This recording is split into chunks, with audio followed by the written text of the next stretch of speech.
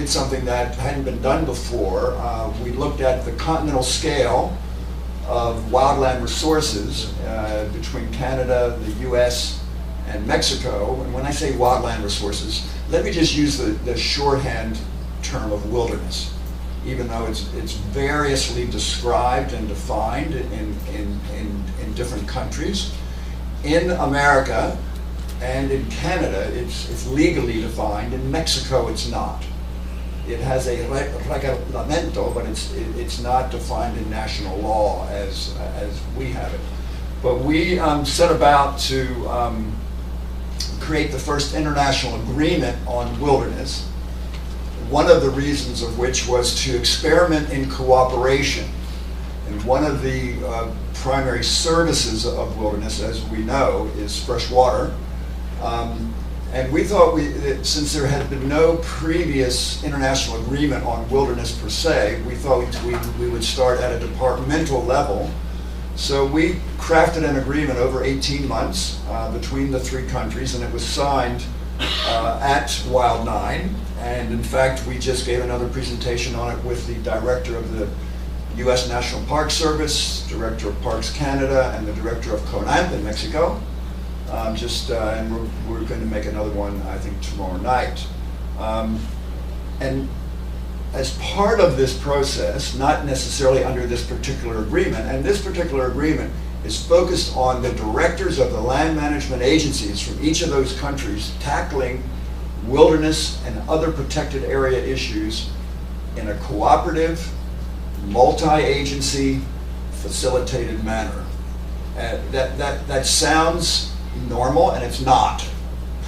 It's very challenging, and so we thought we would start in North America, where at least there's only 3 languages. And it's parallel to that process, weaving in and out of it. We also started an initiative between Mexico and the US, and it was on this lovely area between Texas and Mexico, the Rio Grande, Rio Bravo, Big Bend area. And we were hopeful to announce, it's a very special area for those who don't know it. Let me just show you. You see, this area here, this is the Rio Bravo River, and it's one of the most spectacular international boundary rivers.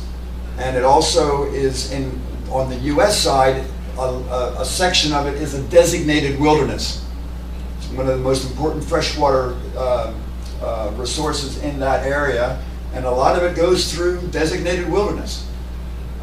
So we achieved something that was started in 1936 by President Roosevelt that never succeeded, and that was to try to get a transfrontier agreement between Mexico and the US on the management of this wonderful, huge area. You're talking about 4 million hectares, okay? It lay dormant for a long time, and really it was from the Mexican side, when we were working with our colleagues at CONAMP, that we suggested to the Minister of Environment, Juan Elvira on the right here, that they revive this, that it was time for a transfrontier wilderness area to that dealt with a major river system to come from Mexico. And it was a very long, and we thought we would announce it at Wild9. Well, it finally was signed a year later. But it's the first such wilderness-related international agreement. It's not all wilderness, but it contains a lot of wilderness. It contains wilderness designated by a private company, by CEMEX, by state, Texas, and by the US national government, the US federal government, I should say. So these are the kind of things that we've been doing, and now we're going to take a next step and use this other vision that we also launched at Wild9 called Nature Needs Half. And it's based on a very simple scientific truth that's coming out more and more now in conservation science, applied science, which is that if large natural ecosystems, land or water, are reduced approximately half, depending on the system, could be more, could be less, then their ability, and as they become more fragmented, their ability to produce the services declines precipitously. Very interesting science coming out on this now. Since I'm not a scientist, I have a whole different take on it. I think it's important for human communities, as they look at these resources, be they fresh water or whatever, these wonderful services that that wildland areas give us, is that we really ask a different question. What does nature need if we're going to prosper and if we're going to be healthy? So I look at it more as a social issue. We have a relationship with nature, and I think all of us can understand and see that it's slightly dysfunctional. And for those of us who have good friendships and good marriages, we know it takes a lot of work to keep a good relationship going. So I think you have to go halfway. Certainly Ed Wilson and Sylvia Earle and other scientists of that caliber agree with us. And so as we look at these areas and look at the services they provide, I have a little plea with people: is let's communicate differently about fresh water, about what the wildland resources are. Let's call it what it is, which is life support. People will understand that. And one of the biggest, if not the biggest challenge that we face is not information, it's communication. So I ask you all to join me with a little plea to let's get out of our own field. It's good to talk amongst ourselves, but someone said the other day in the meeting, I love this quote. The person said, I want to be in a meeting where those people who don't agree with me are, and we can really work it out. And this other guy stood up and said, I know who disagrees with me.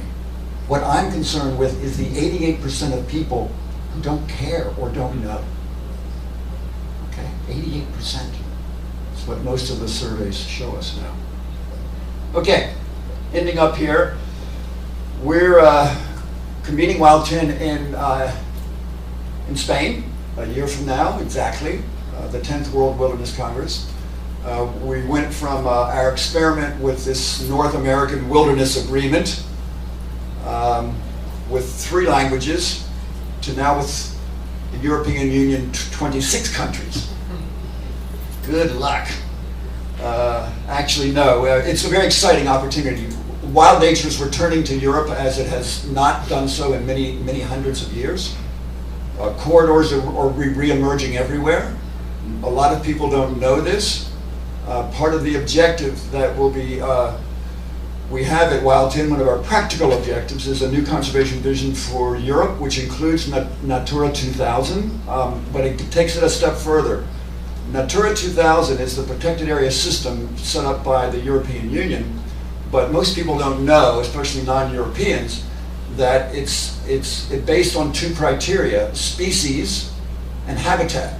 It's not based on ecosystem functioning. It's not based on life support. So we're working with our European colleagues and this re-emergence of wildness in Europe to look at fresh water, because it's one of the things that holds that many countries together. And looking at the corridors that are re-emerging, the wildland corridors throughout Europe, and I'm going to investigate many practical objectives under a question: what does nature need? Thank you very much.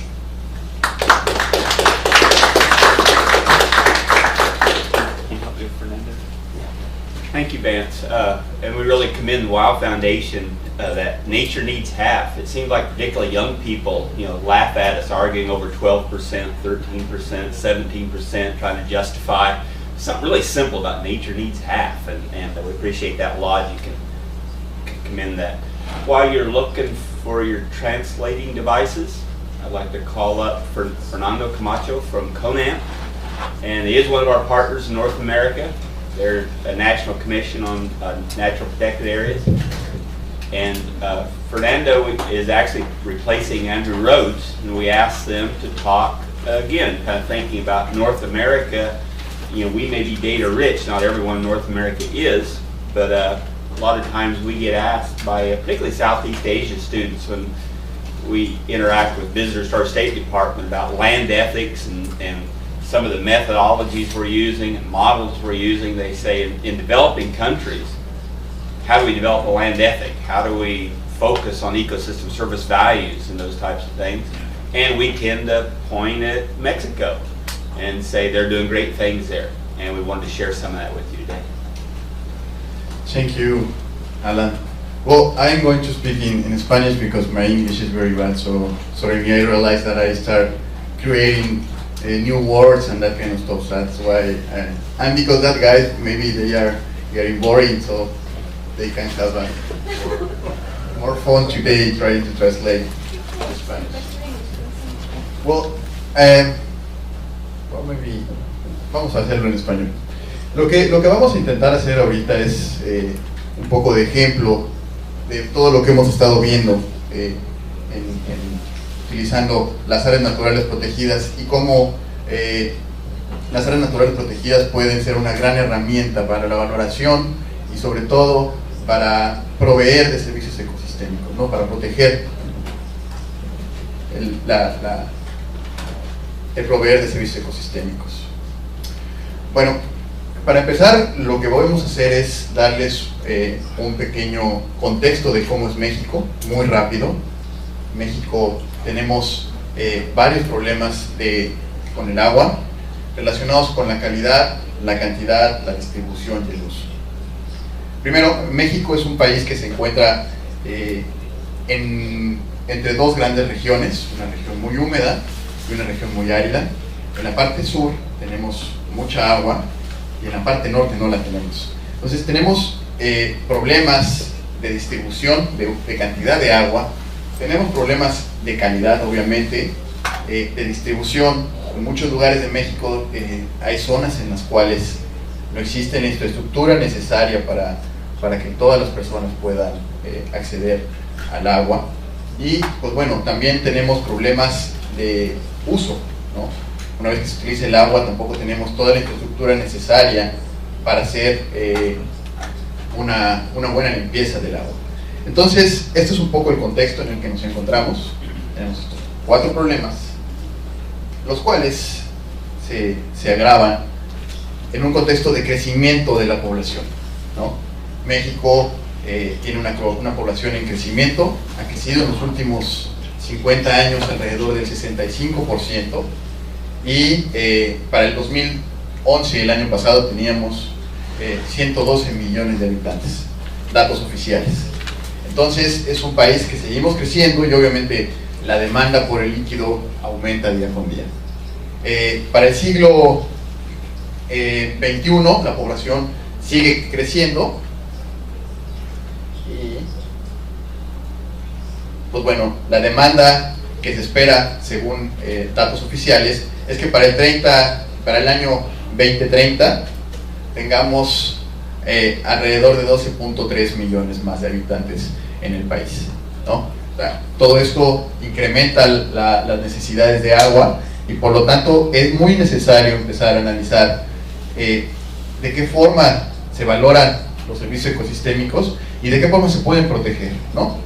Entonces, casi el 80% de la población mexicana vive en centros urbanos. Tenemos grandes ciudades como la Ciudad de México, que tiene alrededor de 20 millones de personas, ciudades como Guadalajara y Monterrey, que hace rato vimos por ahí un ejemplo, que también son ciudades con mucha población, y pues bueno, todo esto lo tenemos que tener muy en cuenta para el análisis de la valoración de los servicios ecosistémicos, ¿no? Entonces, bueno, esto que tenemos aquí es el mapa de México. Como les decía, se puede dividir en dos grandes regiones, una región muy húmeda al sur y una región muy seca en el norte. Lo que estamos viendo aquí es la división política de acuerdo a la institución encargada del manejo de agua, y lo que estamos viendo aquí es un gradiente de presión, ¿no? En azul tenemos poca presión en estas zonas donde es muy húmedo, y en rojo tenemos una alta presión, ¿no? Sobre todo en esta parte del centro, que es donde se localiza la zona más poblada de México, con la Ciudad de México y sus zonas conurbadas. Entonces, todo esto lo tenemos que considerar para el contexto de la valoración de los servicios ecosistémicos, ¿no? Entonces, lo que se propone un poco es, yo trabajo en la Comisión Nacional de Áreas Naturales Protegidas, como decía hace rato por allá, y bueno, nos toca la administración de las áreas protegidas de nuestro país. Y nada más para puntualizar, en México no tenemos wilderness porque en realidad tenemos personas viviendo al interior de todas las áreas naturales protegidas. Casi todo el territorio de México tiene dueño, es propiedad comunal, entonces esto complica un poquito más el manejo de las áreas naturales protegidas, ¿no? Nada más para dejar un poquito más en el contexto. Entonces, ¿cómo se visualiza el salvaguardar, el proveer de agua? Pues bueno, a través de proteger los bosques de las partes altas de las cuencas, ¿no? ¿Por qué? Pues porque, bueno, podemos prevenir desde escasez en el agua, problemas de inundaciones en la parte baja de las cuencas y problemas con proveer de alimentos y otro tipo de cosas. Y no me voy a tener mucho en esto, bueno, y sobre todo también tenemos que empezar a identificar esto en un contexto de cambio climático, ¿no?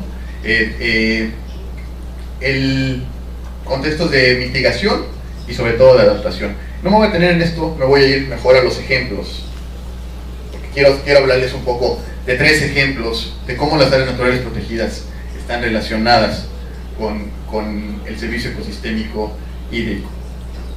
Este es el corredor biológico Ajusco-Chichinautzin. Es una franja que se encuentra al sur de la Ciudad de México, que como les decía, tiene 20 millones de habitantes, y es una zona que es áreas naturales protegidas.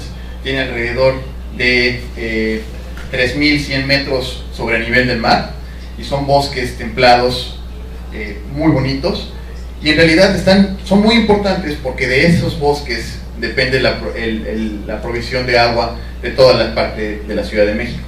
Entonces, todos estos son bosques que están bajo la administración de la CONAM, la Comisión Nacional de Áreas Naturales Protegidas, y además de que proveen de biodiversidad y endemismos, y bueno, son conectores entre otras áreas naturales protegidas, obviamente proveen de servicios ecosistémicos a la población de la Ciudad de México. En este caso todavía no existe un sistema de financiamiento y de valoración de servicios ecosistémicos como tal. Sabemos todos que existen esos bosques y que sin ellos no habría agua en la Ciudad de México, pero se requiere empezar a hacer todo este tipo de análisis como los que están desarrollando los compañeros de Estados Unidos. En donde sí existen ya herramientas de financiamiento para proteger los servicios ecosistémicos es en esta otra área natural protegida que se encuentra al sur de México, en el estado de Chiapas. El estado de Chiapas es el estado más diverso de nuestro país, y ahí podemos encontrar la reserva de la biosfera del Triunfo, una zona muy bonita que se encuentra en la Sierra Madre Occidental, y que va desde los 3.100 metros en la parte más alta hasta casi los 800 metros. Esto es un gran gradiente y es una zona en donde podemos encontrar mucha humedad que viene del Pacífico. Entonces, son bosques húmedos que son únicos por gran endemismo y biodiversidad, y aquí sí tenemos un sistema que nos ayuda a financiar actividades de conservación, el pago por servicios ambientales. ¿Cómo se realiza esto? Nosotros tenemos otra organización que se dedica al manejo de los bosques y que tiene el pago por servicios ambientales. Se llama la Comisión Nacional Forestal, y ellos lo que hacen es el pago por oportunidad. ¿Qué es esto? Pues bueno, a los dueños de la tierra se le paga una cantidad de dinero para evitar la deforestación. Lo interesante de aquí es que hubo una unión de esfuerzos entre la iniciativa privada, instituciones de gobierno como la CONAM y la CONAFOR, y organizaciones de la sociedad civil. Lo que hacen es que por cada dólar que se invierte en este fondo, organizaciones privadas ponen otro dólar más y se le aumenta el pago a los dueños de la tierra para evitar la deforestación. Todo esto se maneja en conjunto entre la CONAMP y las organizaciones de la sociedad civil.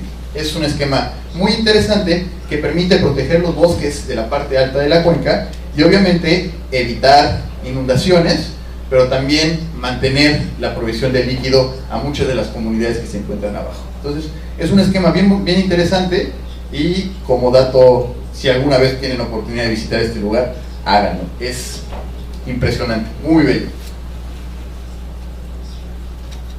Y por último es un ejemplo también del sur de México en el cual se está buscando la restauración de cuencas para, por un lado, promover la conectividad, por otro lado, mantener la biodiversidad, pero también proveer servicios ecosistémicos. Esta es una de las zonas donde tenemos la mayor cantidad de agua o la mayor cantidad de precipitación en nuestro país y que está relacionada también con grandes presas porque proveen energía. Entonces, de esta forma, al mantener la cobertura vegetal en la parte alta de la cuenca, en esta reserva de la biosfera de Naha-Metzabó, lo que se hace es mantener los servicios ecosistémicos, evitar problemas en las partes bajas y también evitar problemas en la provisión